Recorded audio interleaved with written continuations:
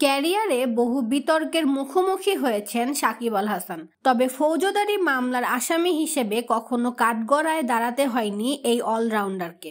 সম্প্রতি তারকা ক্রিকেটারের নামের সঙ্গে যুক্ত হয়েছে এই নামও।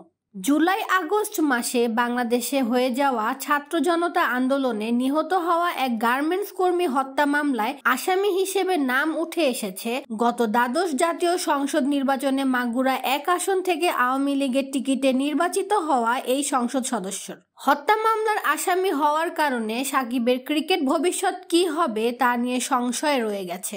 বর্তমানে ভারতের মাটিতে দলের সঙ্গে রয়েছেন টাইগার এই অলরাউন্ডার। তবে আগামী মাসে ঘরের মাটিতে দক্ষিণ আফ্রিকার বিপক্ষে টেস্ট সিরিজে খেলবেন কি সাকিব?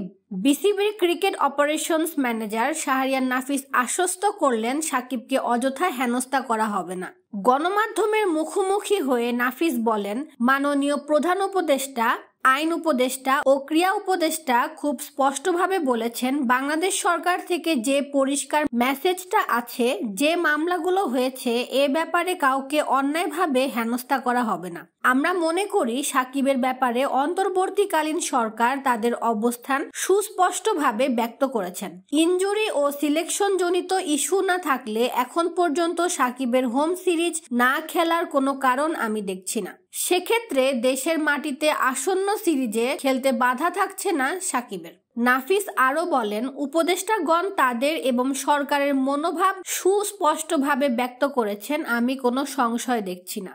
দক্ষিণ আফ্রিকা সিরিজে সাকিবের না খেলার তেমন কোনো কারণ দেখেন না নাফিস। তিনি বলেন, চোটের সমস্যা না থাকলে এবং নির্বাচন জড়িত কোনো ইস্যু না থাকে এখন পর্যন্ত বাংলাদেশের যে হোম সিরিজ আছে সাকিবের না খেলার কোনো কারণ আমি ব্যক্তিগতভাবে দেখছি না।